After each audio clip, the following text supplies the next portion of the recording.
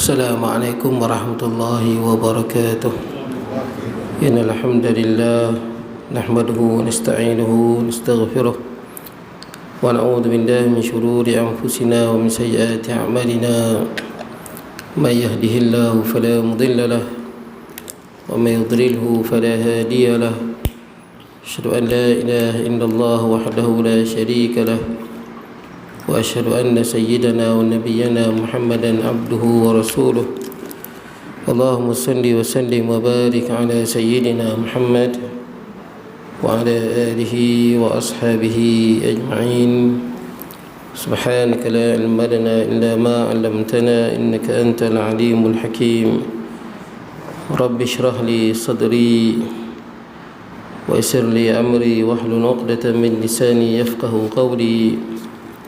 اللهم لا سهل إلا ما جعلته سهلا وأنت تجعل الحزن والصعب إذا شئت سهلا ولا حول ولا قوة إلا بالله العلي العظيم. أما بعد. Hadirin hadirat jemaah yang dirahmati Allah, alhamdulillah pada pagi ini kita dapat bertemu dan selamat datang kepada Senator Wan Ahmad Faisal, Timbalan Menteri Perpaduan Negara. Saya pun baru tahu semalam. Tengok ramai jemaah ramai. Semua pakat nak tengok menteri kot tu. Ramai hampir keluar. Baik. Jadi kuliah subuh saya ni pun bukan jadual saya kan. Jemputan. Sebab ada lebih. Jadi pagi ni insya-Allah saya pun semalam dengar kata ada menteri nak mai, segan nak mai. Takut tak tahu apa nak cakap. Duduk depan menteri tak boleh nak cakap tuan-tuan. Ya. Baik, bismillah. Baik. Jadi tuan-tuan, kita tengok kitab kita berhenti di mana tuan-tuan?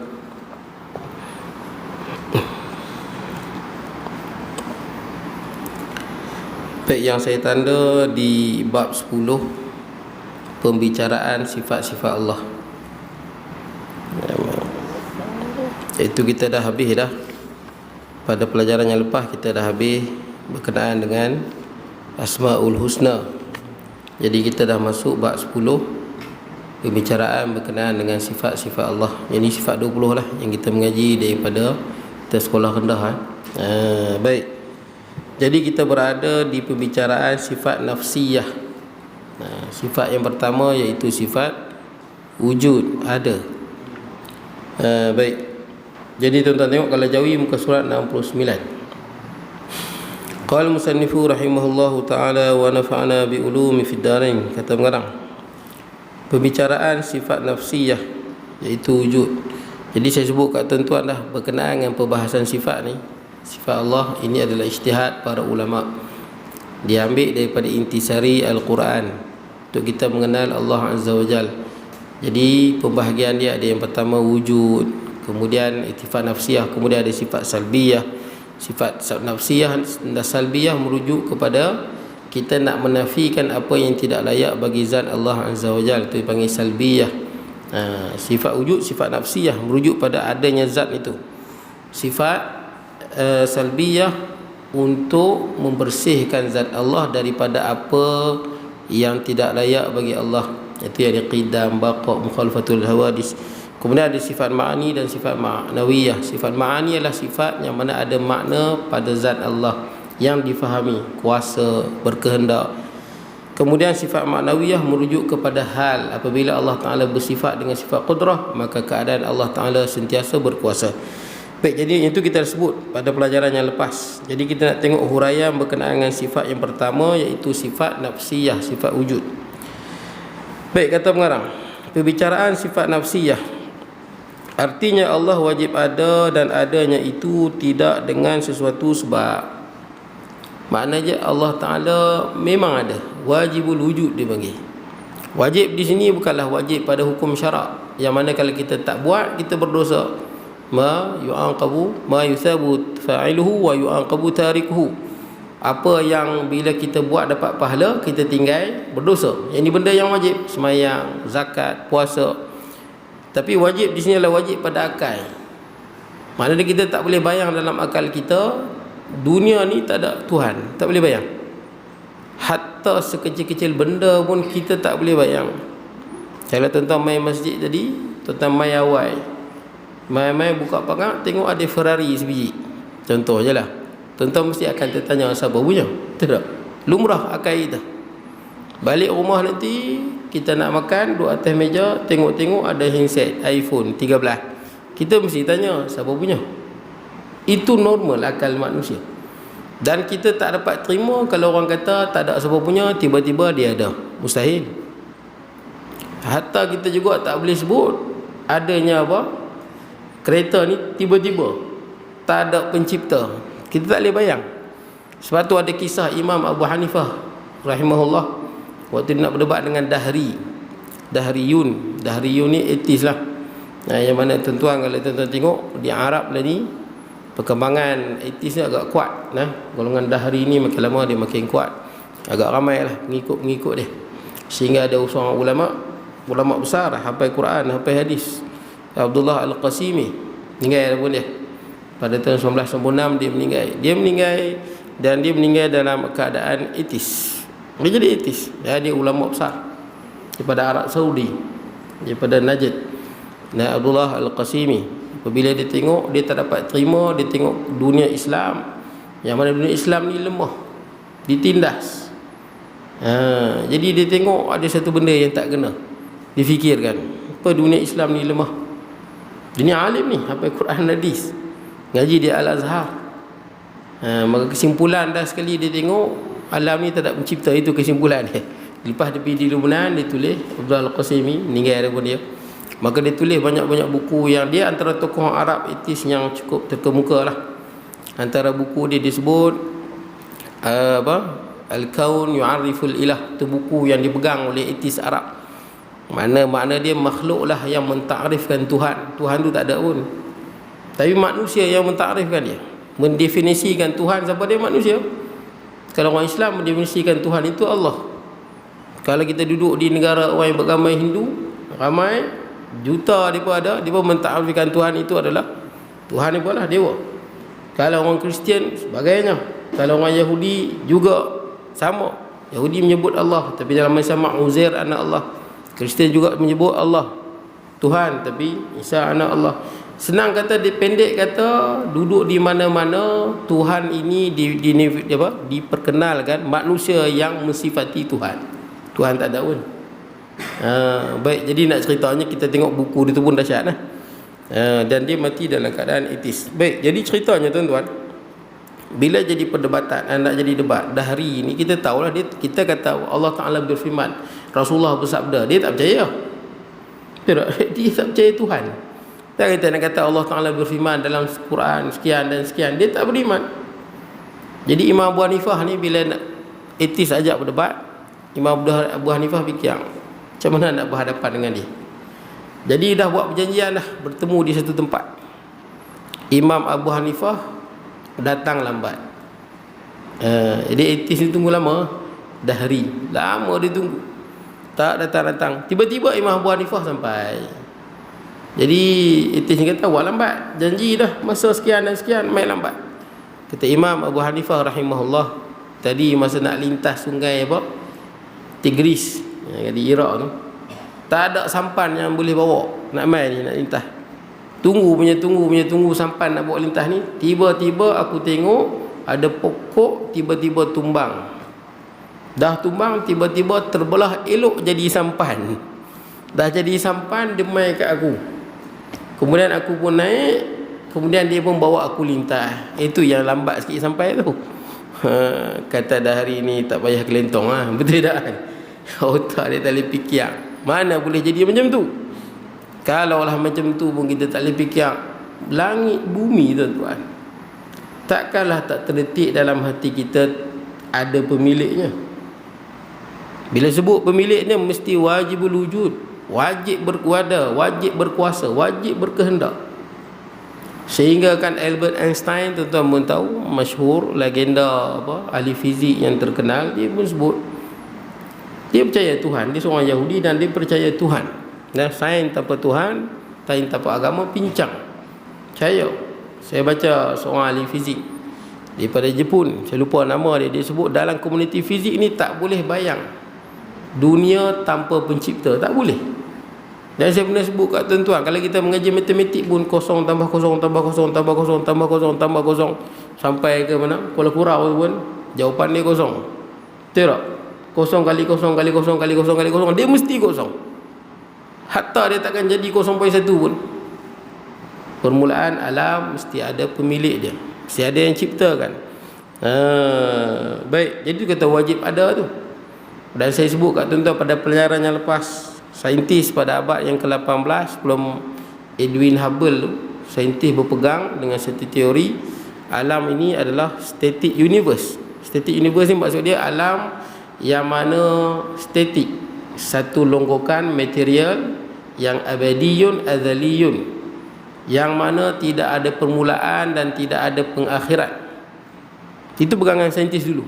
Alam ni adalah material yang berbagai-bagai, tidak ada permulaan, tidak ada pengakhiran. Yang mati ni kita, berlalunya masa. Tapi alam ni tak ada permulaan, tidak ada pengakhiran. Kenapa saintis sebut lagu tu? Sebab kita tak dapat buktikan alam ni ada permulaan. Jadi macam mana kita kata ada alam ada permulaan? Dan kita tak dapat buktikan alam ni ada pengakhiran. Jadi alam adalah azaliyun abadiyun, tidak ada permulaan dan tidak ada pengakhiran. Tapi teori ini sekarang ni dah tak jadi teori lah, buang dalam tong sampah dah lah. Sampailah apabila pada tahun 1927 Edwin Hubble dia duduk tengok apa, dia ada satu teleskop yang besar, dia tengok planet-planet. Dia tengok rupanya setiap planet ni saling menjauhi antara satu sama lain, bergerak secara sangat tersusun elok. Dan dicuba kira balik fizik, dengan ilmu fizik dia buat kiraan balik, dia reverse balik benda tu. Bila reverse balik, rupanya seluruh benda ni bila dia berkembang, dan Quran pun sebut benda tu kan, langit ni memang berkembang, langit ni sentiasa makin lama makin besar. Dia makin besar, dia tak statik, dia makin besar. Planet saling menjauhi antara satu sama lain. Jadi dalam Quran sebut was-samaa'a banainaha bi'aidi wa inna lamusi'un, kata Allah Azza wa Jalla, dan langit kami jadikan dengan kekuasaan dan kamilah meluaskan dia. Langit tu sentiasa luas, dia sentiasa berkembang. Jadi bila dia tengok, dia kira balik, rupanya semua benda ni bila dia reverse balik, dia berasal daripada satu titik. Maksud dia ada permulaan. Kalau tuan-tuan cari di internet, dah menjadi pegangan saintis semua. Matahari ada umur, bumi juga ada umur. Umur matahari 4.5 bilion tahun, umur bumi 4.5 bilion tahun. Ini umur bumi. Kenapa lama tuan-tuan? Sebab bumi dah ada sebelum Nabi Adam AS. Kita baca Quran kan, wa idh qala rabbuka lil malaikati inni ja'ilun fil ardi khalifah. Bila Allah Ta'ala sebut kepada malaikat nak jadikan khalifah di atas muka bumi ni, mesti bumi dah ada dah. Nabi Adam belum dijadikan lagi. Jadi bumi ni tua lah usia dah tuan-tuan. Antara kita dengan Nabi Adam berapa tahun wallahu alam. Ada yang kata 9,000 tahun, ada yang kata 11,000 tahun, ada yang kata 200,000 tahun, wallahu alam. Ada yang kata apa, radio karbon kan, karbon 14 dia pakai kan, isotop dalam macam mana dah, dari ozon ni ada isotop tu, kita duk napah masuk dalam badan, jadi dia guna radio karbon, katanya tepat. Sampai ada orang jadi ateis sebab tu. Sebab apa dia kata kita dengan Nabi Adam ni 14,000 tahun ni. Betul tak? Dulu siapa? Betul tak? Sebenarnya radio karbon ni dia bila atas 60,000 bacaan dia dah susah tepat. Tuan-tuan boleh baca di National Geographic punya website, ada profesor tersebut. Bawah 60,000 mungkin tepat, tapi kalau atas 60,000 tahun hampir-hampir mustahil tepat. Pendek kata, yang radio karbon 14 itu pun bukan mutlak untuk kita menghukum suatu benda. Baik, untuk masa yang terdekat ni boleh dalam 1,000 tahun, 2,000 tahun, itu dia tepat lah. Dan makin jauh sebab dia makin berkurang. Karbon yang ada dalam fosil itu makin berkurang. Baik, jadi tuan-tuan, jadi bila alam ni ada permulaan, matahari ada permulaan, dan sains juga buktikan alam ni juga ada perakhiran. Matahari kan, itu bintang, dia menyala sebab apa? Kalau lampu ni pasal ada karen, kalau pelita minyak tanah pasal ada minyak tanah. Tapi matahari dia bukan saja menyala, dia ada hidrogen dalam dia, ditukarkan pada helium kan. Kan baru ni China ada buat, China ada buat apa, matahari buatan kan, dia cuba buat macam tu lah. Gunakan nuklear, hidrogen tukar pada helium, tak dapatlah menandingi matahari. Tapi macam jadi matahari lah, tak dapat menandingi matahari. Kod mana pun matahari akan padam, seperti mana yang berlaku pada bintang-bintang yang kita tengok di langit. Bintang-bintang bila habis hidrogen dia akan kembang, kemudian dia akan meletup. Kalau meletup dia kecil, nova. Kalau besar dia panggil supernova. Kemudian bila dia dah meletup, dia akan menghasilkan black holes, yang mana sangat, kita pun tak tahu black holes ni apa. Dia satu lubang hitam yang graviti dia sangat kuat, malah dia boleh menyedut cahaya. Cahaya lalu pun dia sedut. Kita pun tak dapat bayang betapa kuatnya graviti black holes. Jadi bila matahari habis hidrogen dia, bumi pasti akan hancur. Maknanya dia kod mana pun bumi ni akan hancur. Itu sains buktikan. Maknanya bumi bukan azali, bumi ada permulaan. Bumi bukan abadi, bumi akan hancur.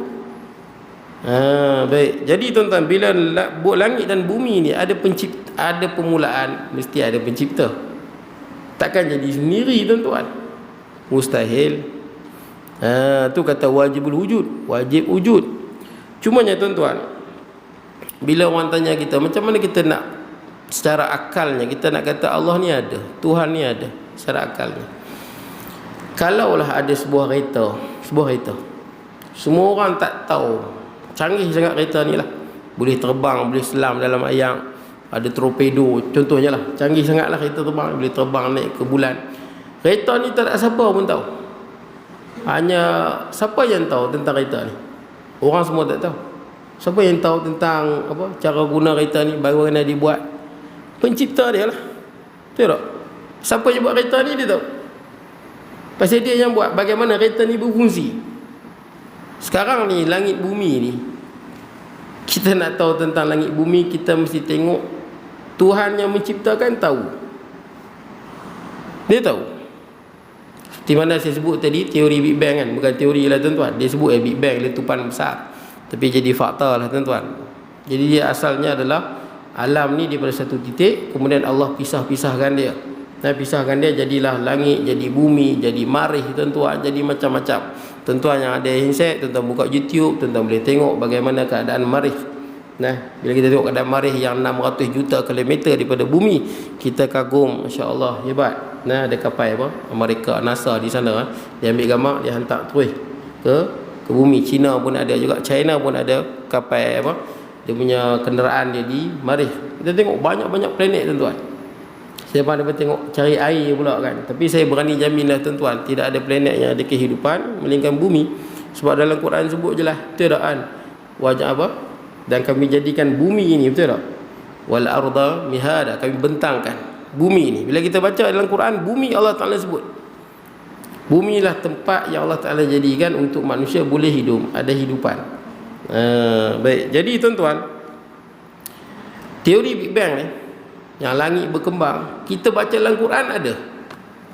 Dalam surah Al-Anbiya ayat 30, awalam yaral ladzina kafaru anna as-samawati wal arda kanata ratqan fafataqnahuma. Tidakkah orang yang tidak beriman itu melihat bahwasanya langit dan bumi ni asalnya satu benda?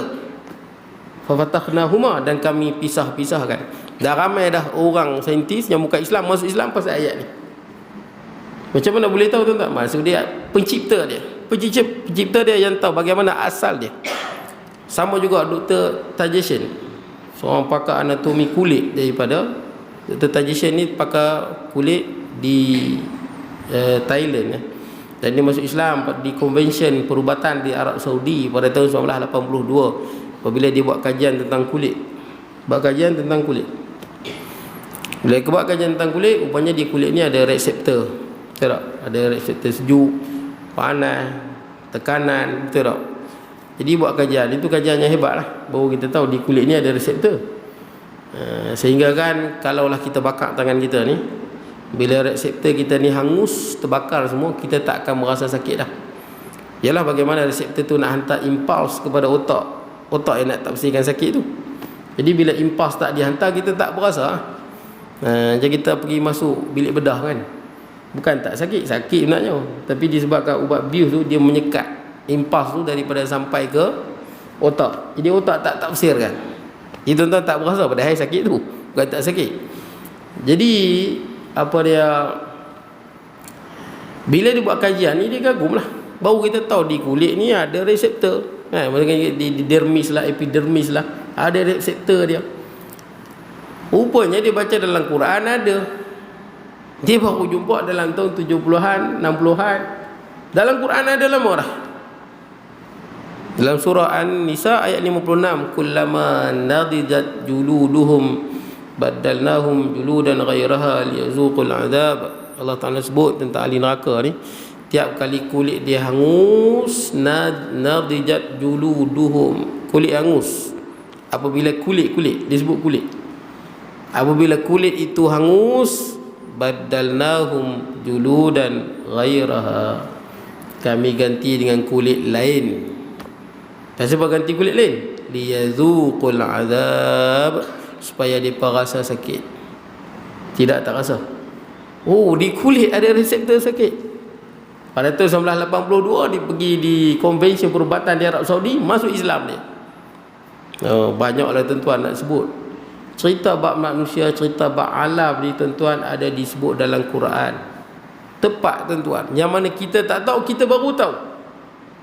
Seolah-olah tuan-tuan, ini bukti Quran yang kita ada ni merupakan kalam pencipta langit dan bumi. Tidak mana boleh tepat macam tu. Baik. Itu yang sebut wajib ada, wajibul wujud, tak dapat dibayang dengan akal, tiadanya. Sesungguhnya wujudnya Allah Ta'ala itu adalah suatu kebenaran yang tidak dapat diragu-ragukan lagi. Tak dapat ragu dah tuan-tuan. Sekali pun kita tak tengok. Kalau orang tanya macam mana kita nak percaya pada Tuhan sedangkan kita tak tengok, Allahu Akbar. Hantu yang kita tak pernah tengok pun kita takut. Betul tak? Punya ramai orang takut hantu.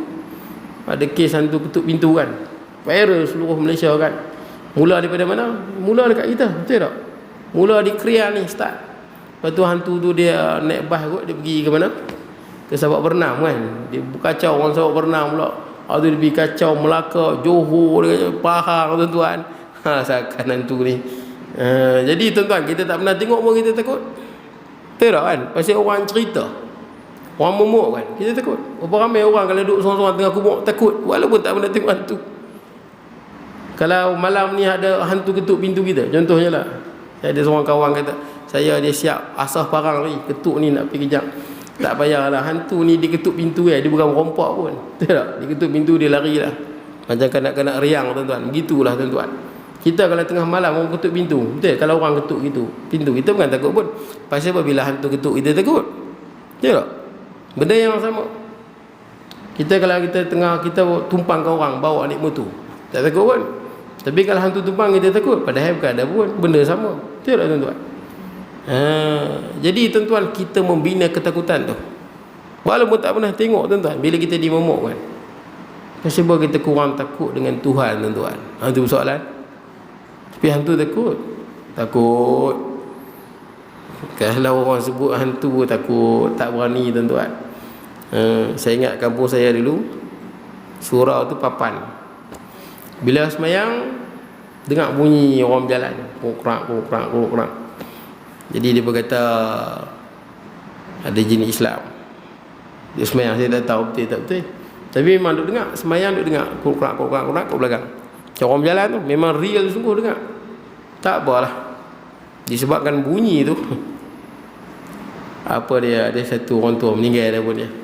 Tengah-tengah semayang bunyi, dia boleh tengok belakang tu. Dia punya takut lah. Kalau betul je Islam tu tak ada lah nak berpisau kat tengkok. Betul tak? Kalau ada tu orang punya kerja, betul tak? Tak ada lah nak berpistol tang kepala. Itu kerja orang tuan-tuan.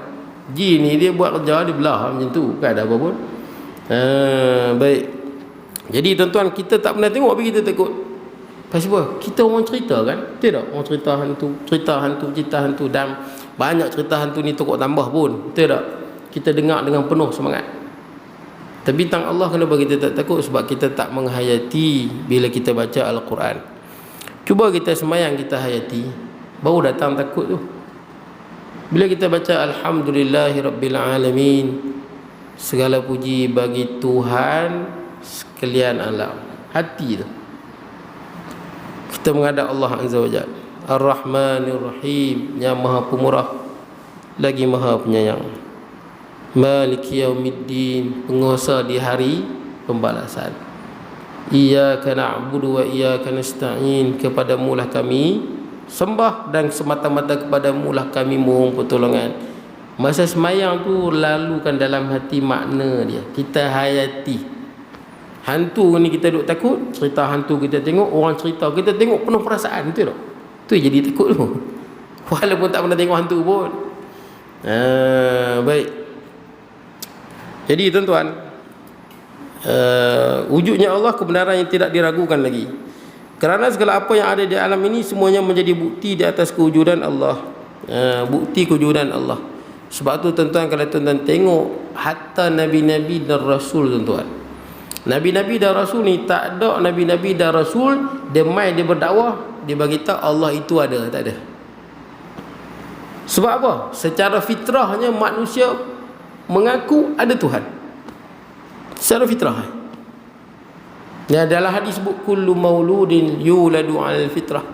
Setiap anak itu dilahirkan di atas fitrah.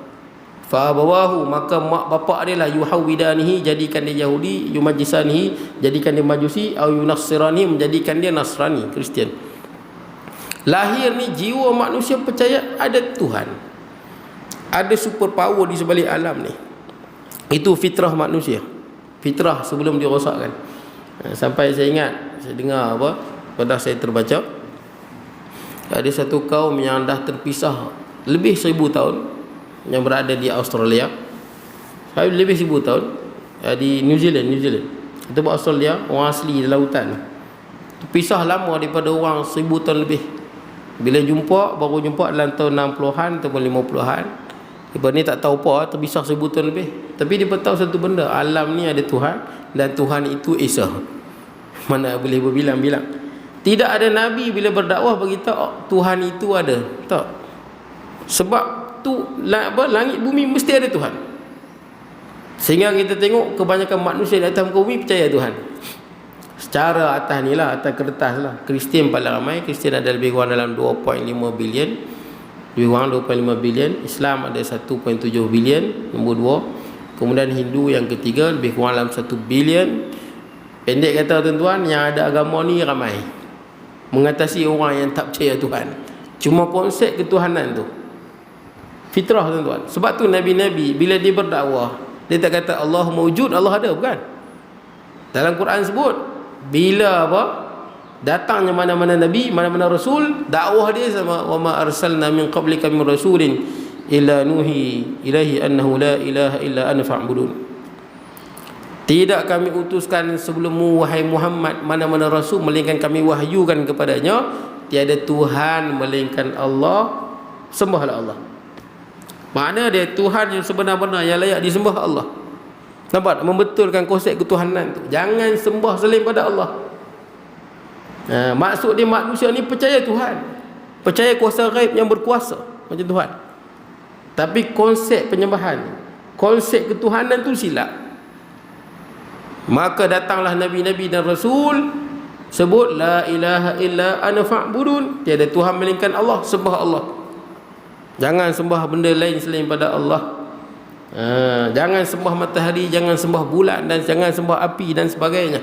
Itu makhluk semua. Baik.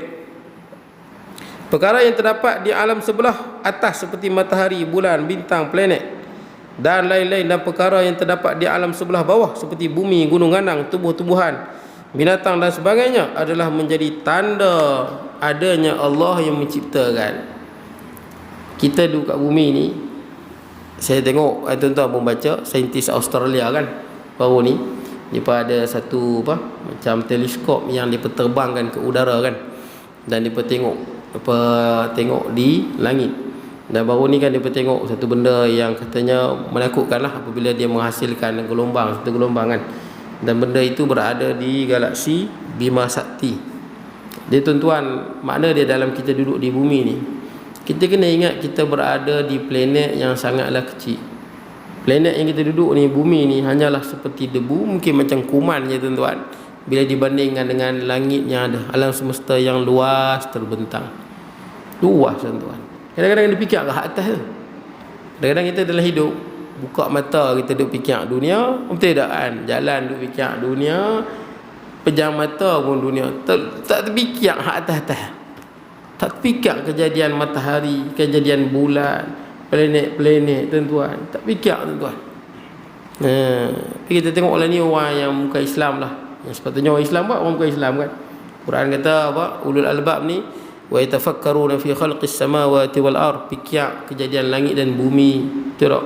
Tapi tuan-tuan tengoklah ni orang yang terkaya di dunia, Elon Musk, Jeff Bezos sedang berlumba-lumba kan buat roket nak duduk di Marikh, nak buat. Sekarang ni dia pun nak cari ayang. Ada ayang nak planet, kalau ada ayang adalah hidupan. Betul tak?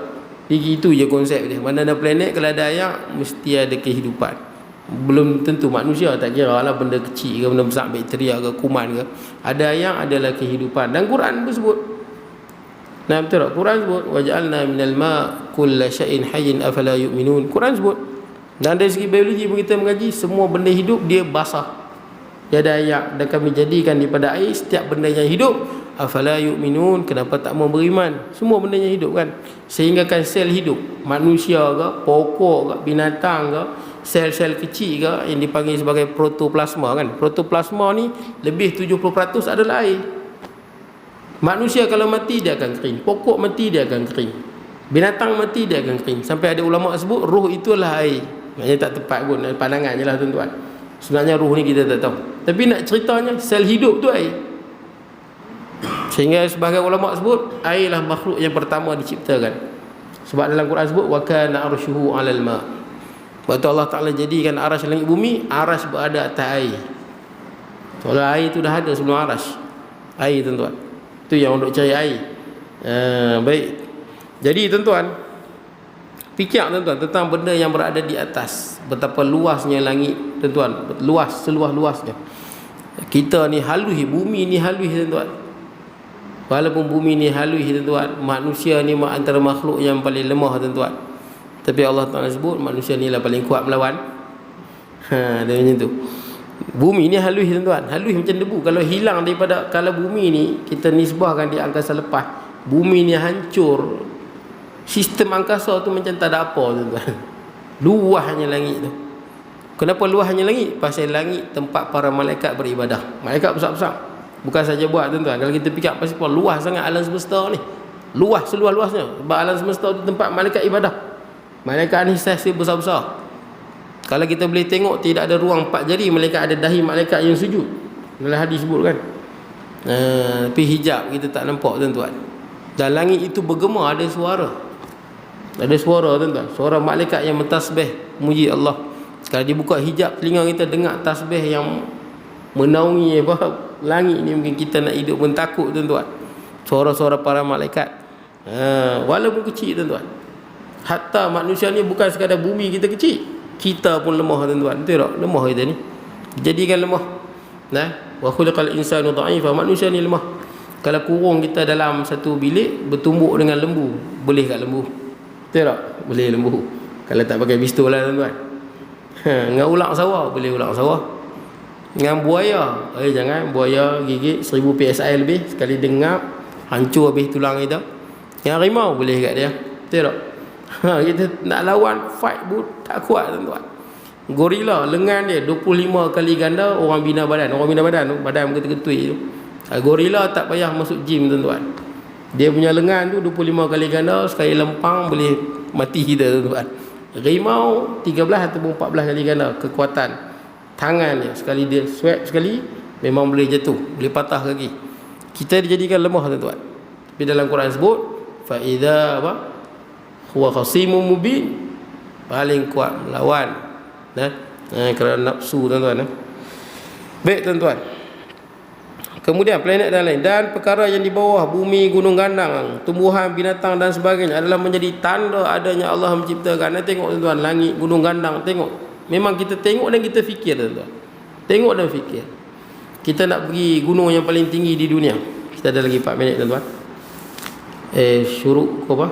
7.32, 7 minit lagi.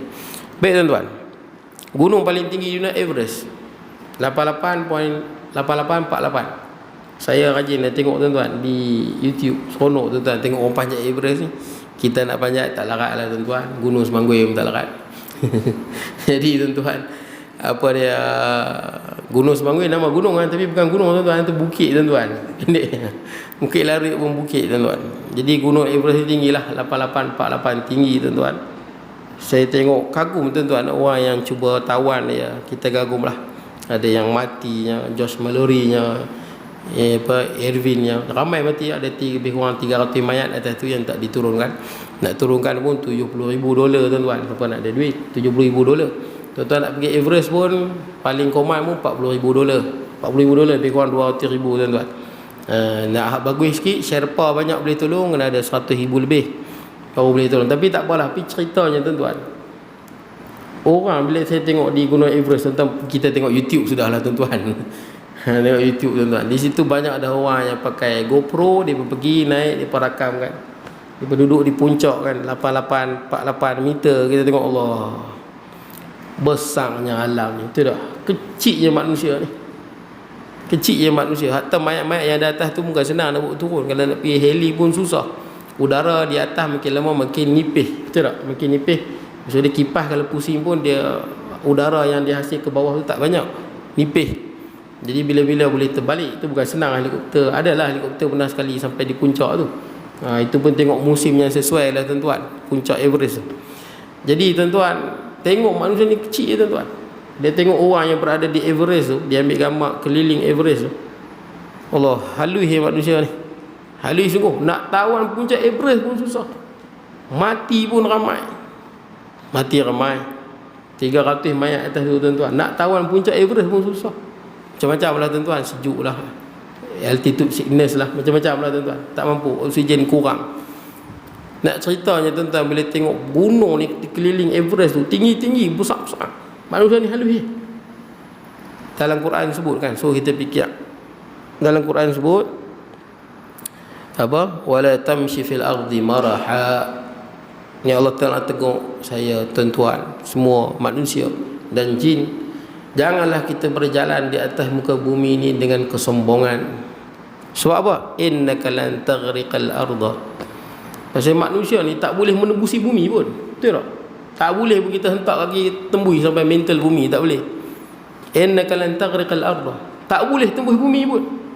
Walan tablughal jibala tula. Dan kita tak boleh menandingi ketinggian gunung. Rasa kerdil tuan-tuan. Tengok ke atas kan, kerdil dia tengok, oh kerdilnya manusia. Baik. Kerana tidak mungkin sekali-kali ada suatu kejadian tanpa ada penjadinya. Ni akal tuan-tuan. Tidak ada tanpa ada yang menciptakan. Tetapi hakikat wujud Allah Ta'ala itu tidak dapat dilihat dengan mata kepala kita. Tapi tak boleh tengok dengan mata.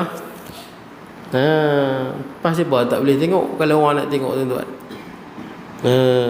Hatta banyak benda yang kita tengok, banyak je benda kita tak tengok. Udara kita bukan tengok, betul tak? Ya, oksigen mana kita tengok pun oksigen.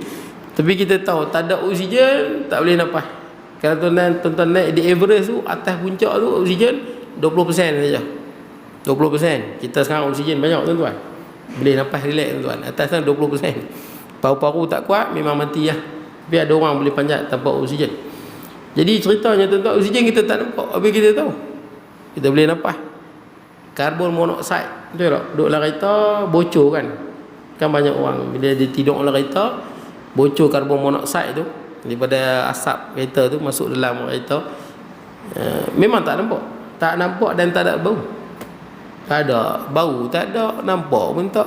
Tapi sedang-sedang kita akan duduk dalam kereta tu, bila karbon monoksida bocor, kita akan jadi mengantuk. Mengantuk. Jadi macam orang duduk atas Everest dia akan mengantuk. Bila mengantuk, kalau tidur mati itu ya. Tidur tu mati ya. Oksigen kurang memang mengantuk. Jadi karbon monoksida tu bila masuk dalam kereta, kita tak nampak pun, tapi kita mengantuk, kita tidur. Tidur tu memang tak bangun terus mati terus. Tapi kita tahu benda tu ada, tapi kita tak tengok pun. Banyak je benda tuan-tuan kita tak tengok, tapi kita tahu ada tuan-tuan. Hatta coronavirus tuan-tuan, kita tak pernah tengok pun, betul tak? Tapi tuan-tuan kita tahu adanya. Kesannya kita nampak tuan-tuan. Nak tengok kena bawah mikroskop. Allah Azza wa Jal, kita tak tengok Allah tuan-tuan. Nabi sebut ta'allamu annahu lan yara ahadukum rabbahu hatta yamut. Takkan ada orang yang boleh tengok Allah sampai dia mati. Sebab apa? Allah itu azaliyun abadiyun. Allah Ta'ala ini azali dan kekal. Kita ni tuan-tuan fana. akan binasa. Bagaimana yang binasa ni, yang akan mati ni, nak melihat yang kekal abadi. Adapun nanti di syurga, tengok. Ya. Tengok macam mana, wallahu alam, tuan-tuan. Jangan bandingkan arah mana, tempat mana, jarak tu. Kalau tengok makhluk macam itulah. Tengok Allah, wallahu alam bagaimana. Hatta kita ni tuan-tuan, tanpa mata pun kita boleh je nampak. Betul tak? Bila kita pejam mata, kita bayang. Betul tak? Nampak Pak otak kita yang mentafsirkan. Kalau tak ada otak ni, mata pun tak ada function pun. Bila kita tengok tuan-tuan, otak belakang ni kan, betul tak? Dia yang proses. Kalau otak belakang ni rosak, ada mata pun tak boleh fungsi. Hatta kalau kita bayangkan satu benda dalam kepala kita, nampak. Betul tak? Boleh bayang. Benda yang kita pernah tengok, kita bayang dalam kepala. Nampak kan? Bagaimana kita melihat Allah, wallahu alam. Tapi di akhirat kita akan tengok, bila Allah Ta'ala jadikan kita di akhirat dengan kejadian yang sangat sempurna dan tidak ada pengakhiran. Allah kekalkan selama-lamanya. Dan Allah jadikan kita mampu melihat zat Allah Azza wa Jalla, merupakan sebesar-besar nikmat. Baik tuan-tuan. Tetapi hakikat wujudnya Allah itu tidak dapat dilihat dengan mata kepala kita. Habis tuan. Akan datang kita sambung firman Allah ayat 103 Al-An'am. Firman Allah ayat 103 Al-An'am. Di situ baik tuan-tuan, saya mohon maaf kalau kekurangan dan sebagainya. InsyaAllah kita bertemu pada saat akan datang. Saya mohon maaf kalau ada kekurangan. InsyaAllah saya harap tuan-tuan dapat ambil sebahagian manfaat daripada apa yang saya sampaikan. أقول قولي هذا وأستغفر الله العظيم لي ولكم سائر المسلمين والمسلمات والمؤمنين والمؤمنات. بسم الله الرحمن الرحيم. اللهم اجعل جمعنا هذا جمعا مرحوما، تفرقنا من بعد تفرق معصوما، ولا تجعل منا شقيا ولا محروما ولا مترودا. وصلى الله على نبينا وعلى آله وصحبه وبارك وسلم. والحمد لله رب العالمين.